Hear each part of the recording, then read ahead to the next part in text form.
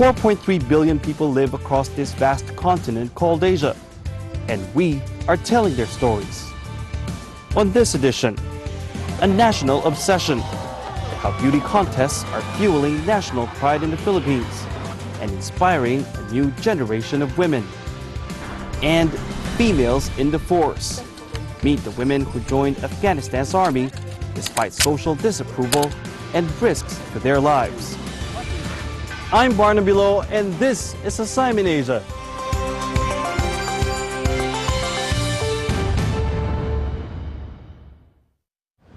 Welcome to the show.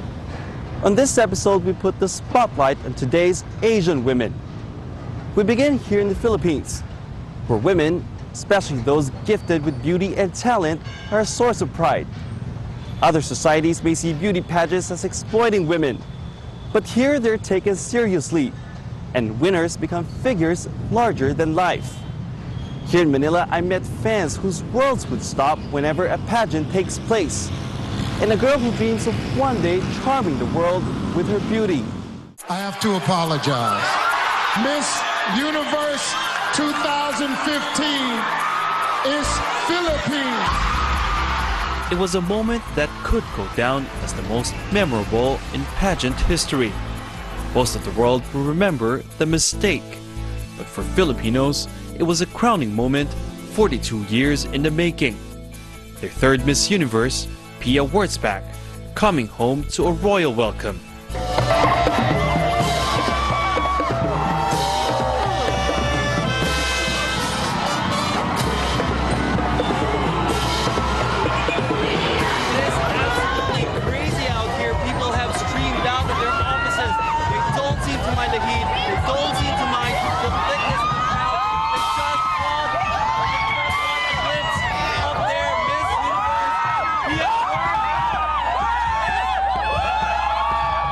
And that's exactly what Pia gave them.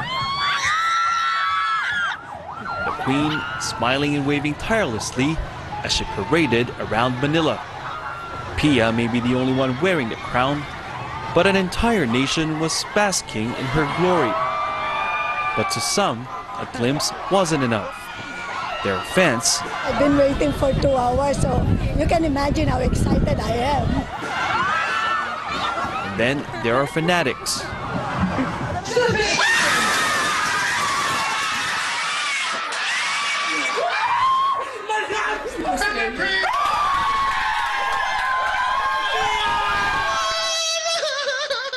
This is Carmelo Gutierrez and his friends watching the Miss Universe pageant in 2010. It was the year they started their annual viewing party, which is really more than just sports fans watching, let's say, the World Cup in a bar. What we do is we draw lots. So we put the name of the country, for example, in the top 5. all of those who are in the top 5. Who's Miss Only you. Yeah. Only you. We don't So tell. it's a surprise. It's a surprise. And this year I won because I got Miss Philippines. And this crown is passed on. Yeah. You know, Each of them has a different role model. my grandmother. Whenever she watch Binibing Pilipinas, she has pen and paper. In a different story. Our family went here in Manila for the wedding of my brother. But interestingly, I asked my mom if I could stay in the house to watch Miss Universe instead of attending the wedding of my oldest. Are you serious? What was it about beauty pageants? Actually, my right term is beauty pageants is aspirational. Okay. It's someone else's dream, although you can't be there on stage, but it's so fulfilling to see your bet, or someone who embodies a beauty queen qualities. Wendell Capili, author of Mabuhay to Beauty, Profiles of Beauties and Essays on Pageants, offers a similar explanation. Not all of them, of course, but there are members of the LGBT community who look at pageants as also a form of aspiration because they want to be a beauty queen, but they can't join a legitimate pageant. There are gay pageants, of course, but since they can't be Miss Universe, they look for one who will be one. What happened? Al Villanueva found one in 2010 Miss Philippines Universe, Venus Ra. They went to the same school and had worked together in a fashion show. I told myself that, my gosh, one day, watch Miss Universe, and the representative is someone I know, and it did happen. And from then on, oh my gosh, Miss Universe will always be a top priority for me. Well, Venus finished fourth runner-up. That was the beginning of a winning streak for Filipino beauty queens, culminating in Pia's win at the 2015 Miss Universe pageant. What are the factors that went into this kind of winning streak that the Philippines has had in the beauty pageant world? Number one would be the rigid training that our candidates, that our delegates undergo for their international pageants. The preparations are really very, very tedious. And we have to give it to the organizers of these pageants. Now let's do the neck exercises. Training starts way before a girl wins a pageant, in so-called beauty camps run by the likes of Rogel Flores. He's produced, among others, 2 Miss International and 3 Miss Earth titlists. So we have reached the age wherein the training here in the Philippines is super at par or even more than our global counterparts. And we have proven the track record. Miss Universe, Miss World, Miss International, the Philippines has won them all. These girls want to follow in the footsteps of Filipino beauty queens, past and present, and they're working hard to make it happen.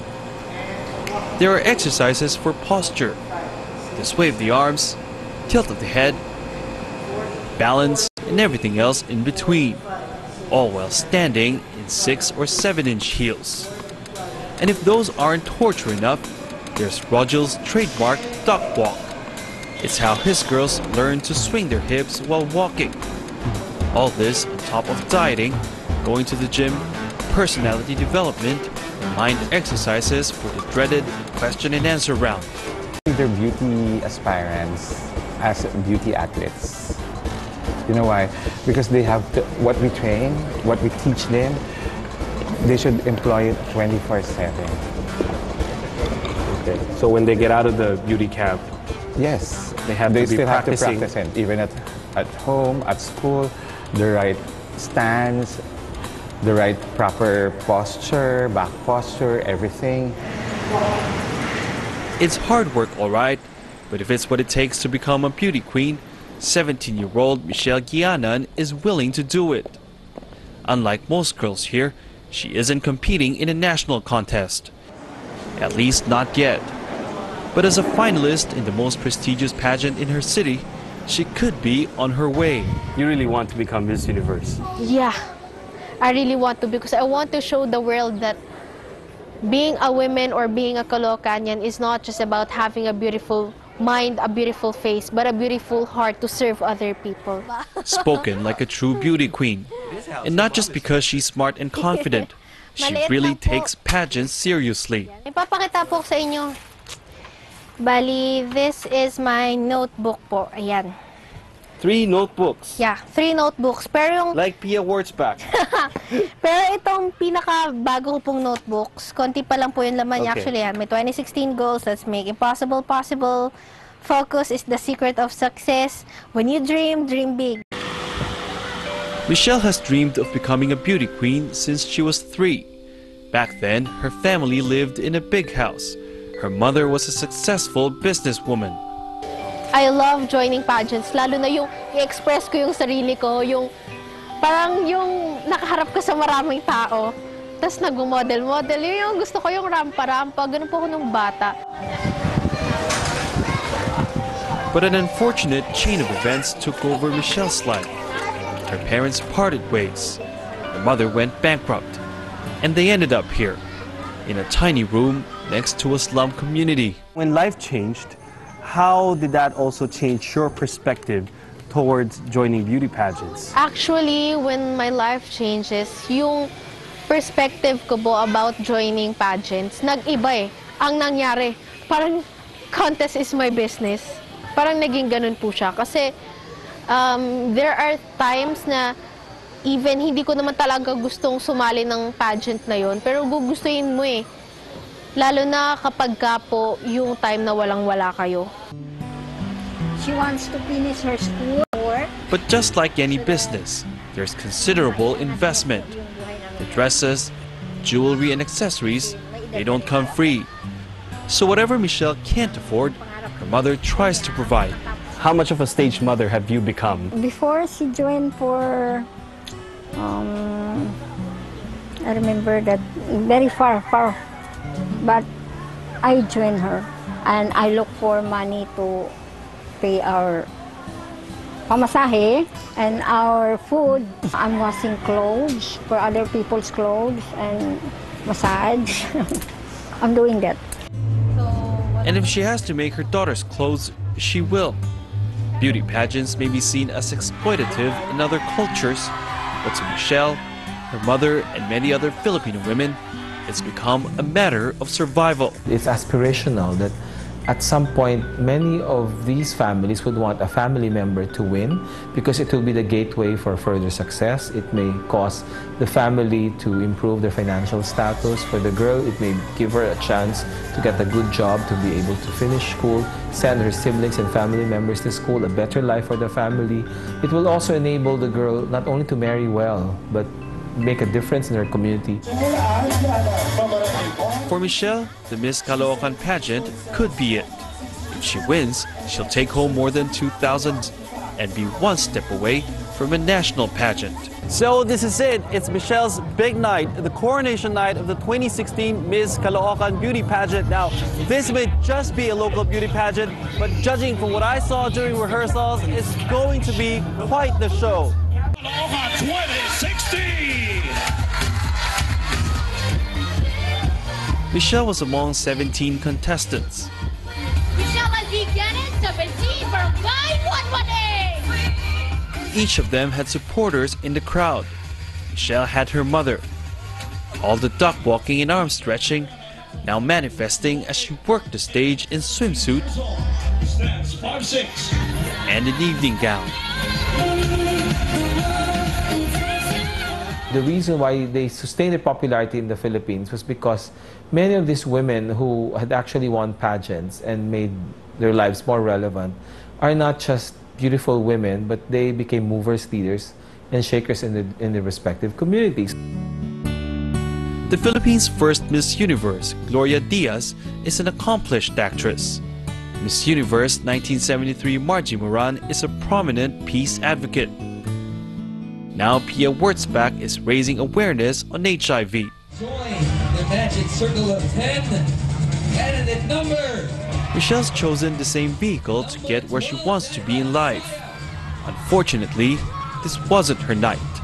She failed to make it to the top 10. But she's not giving up.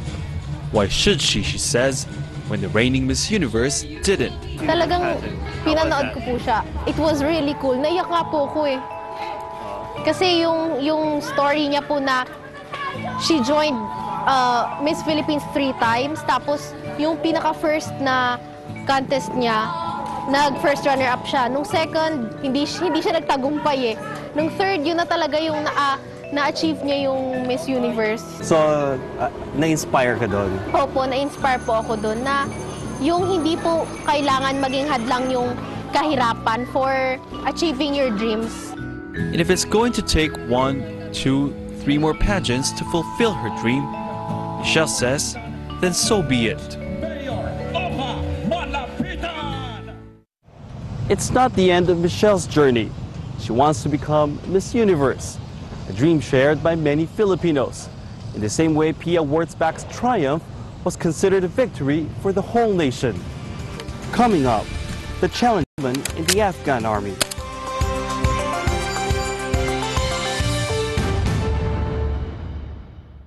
Being part of a strife-torn country is no easy job, but being a woman makes it more difficult. In Afghanistan, Natalie Carney tells the story of women on the battlefield and how they're facing not only the job's risks, but also a conservative culture that looks down on them. The job of securing one of the world's most dangerous countries is unquestionably daunting. Yet it's a role more and more Afghan women are feeling compelled to take on. امروز در افغانستان هر سایه ما جنگ است و هر روز جوانای ما میمیرن به خاطر دفاع از وطن ما. پس ما افغانا و زنای افغان هم مسئولیت داریم که بخوایم ایدئولوژی را وطن کنیم و به خاطر دفاع از وطن هم استفاده کنیم. The Afghan National Army has seen a surge in female recruits following the withdrawal of NATO combat forces from the country at the end of 2014. 60 women signed up to join the army, double the number seen the previous year. Yet these women have more than the threat of insurgents to battle with. Repressive, outdated behaviors makes their role all that more important and dangerous. وضعیت افغانستان چنین نیست که یک دختر افغان بخواد استادگی کنه، فامیلم تنها خبر داره و به کسی تا بالا نگفتیم. Like most 19-year-old Afghan girls, Barisa Mohammadi has a lot of responsibilities at home. She does most of the shopping and cooking for much of her extended family. But Barisa is also heavily invested in a full-time 13-week training program to become a sergeant in the Afghan National Army. تفاوت زیاد نداره. تمام درسایی که برای مردا تطبیق میشه، تمام پروگرامی که برای مردا تطبیق میشه برای طبقه اوناس هم تطبیق میشه. This includes combat training as well as classroom studies of artillery and explosives, proper search methods and English.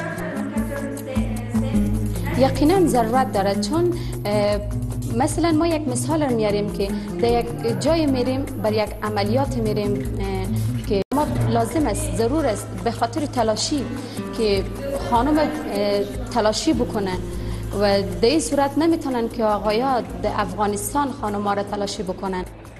Conservative traditions limits the interaction male and female strangers can have in society, so female security personnel are required for any incident involving a woman. The Afghanistan Independent Human Rights Commission recorded nearly 4,500 cases of violence against women across the country in the first 9 months of 2015. The rule of law is not as strong. Then it's more, women, of course, the more vulnerable to violence. So I think that is more criminal act with using Islam, so-called tradition and culture to reach their aims. Enlisting women who care about women's rights could help improve the situation for all women in the country. نیروهای امنیتی وظیفه اجرا میکنن، این اعتماد مردم زیاد میسازه. متوجه شه مردم که یعنی نظام یک محیط بسیار امن و امان است و خانم‌ها میتونن در پالوی برادرای خود با مردا وظیفه اجرا کنن و همچنان این بر خانم‌ها یک نیاز مبرم است که استقلال خود و قوت خود یعنی ابراز میکنن که میتونن که در پالوی مردا این قدرت دارن، این ظرفیت دارن که بتونن وظیفه اجرا کنن. In conservative male-dominated Afghan culture, a woman's place is in the home, not in the workforce, let alone the army. But Barisa's family is unique in Afghanistan. نخیر، ما در خانه مثلا 5 خواهر دارم، 2 تاش کرسی کرده، 2 تای خواهرم پلیس است.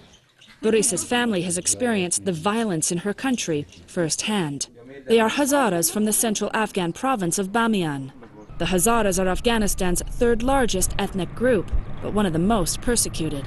Barisa's family fled to Kabul in the late 1990s when the predominantly ethnic Pashtun Taliban entered Bamiyan, arresting and killing hundreds of men in surrounding villages, including several cousins and her father. These experiences have moved the women in her family to step up.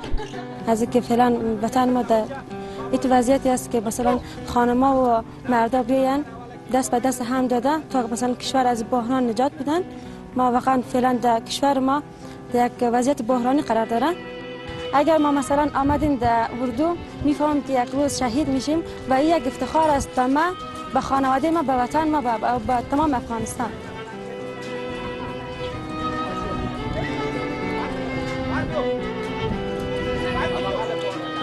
Fellow recruit Anita also has a supportive family, despite the taboo against women in the security forces. While Anita is also in training to become a sergeant, her sister is already an active member of the Afghan Special Forces, an elite division of the country's top security team. For these reasons, we must keep her identity hidden.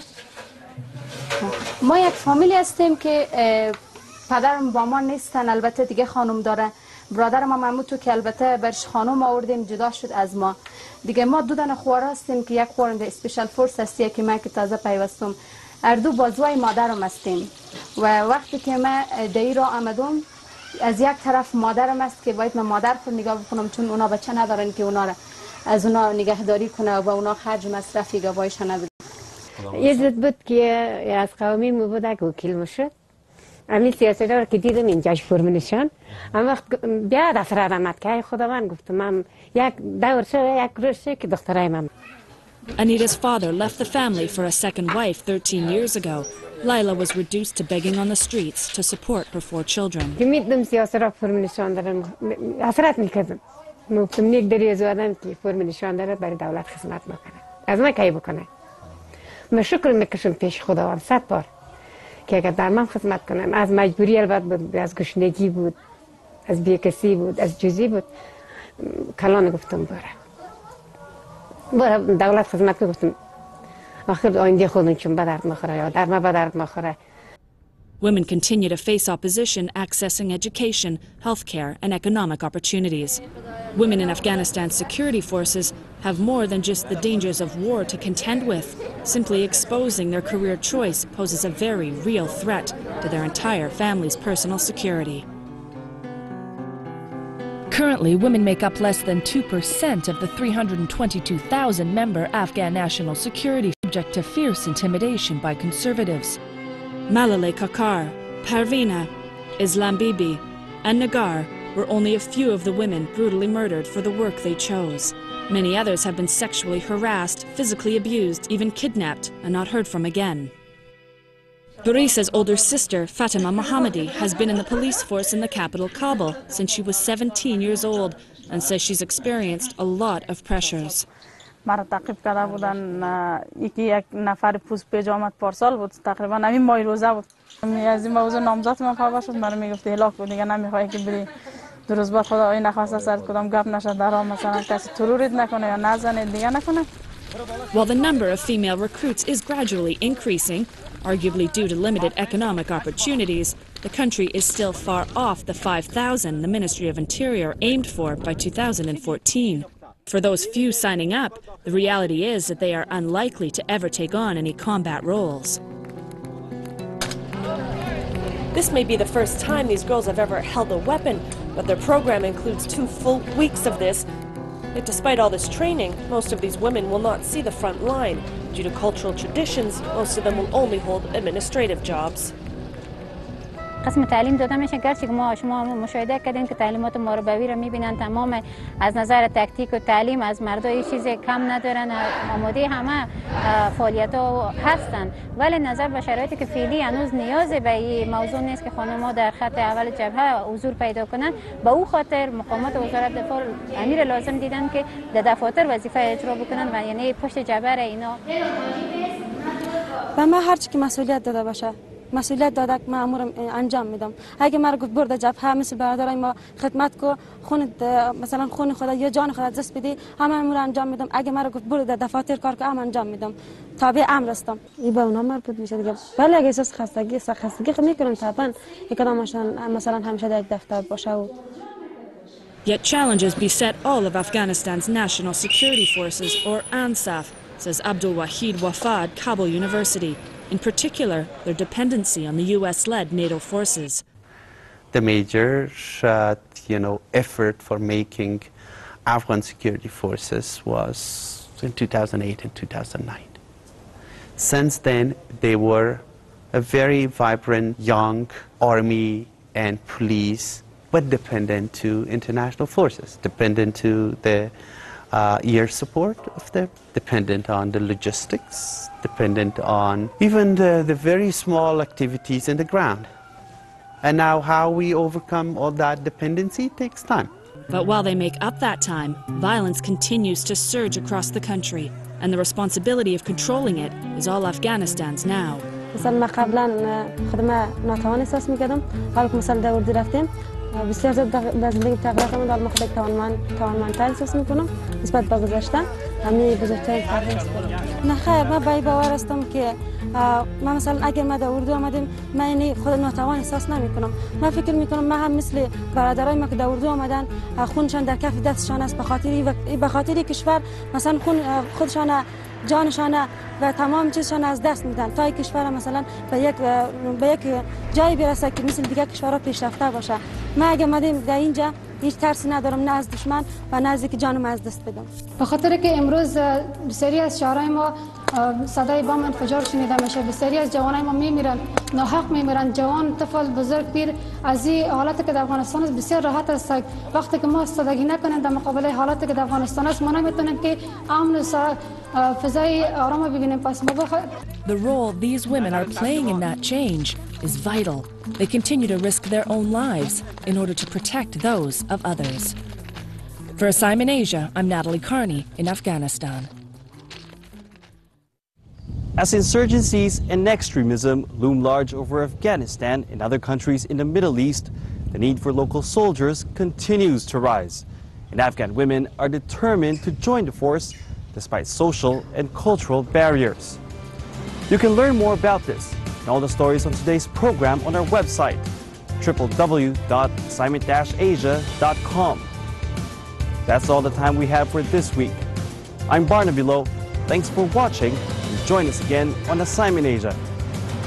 Share your thoughts and contribute story ideas for future shows by contacting us on social media.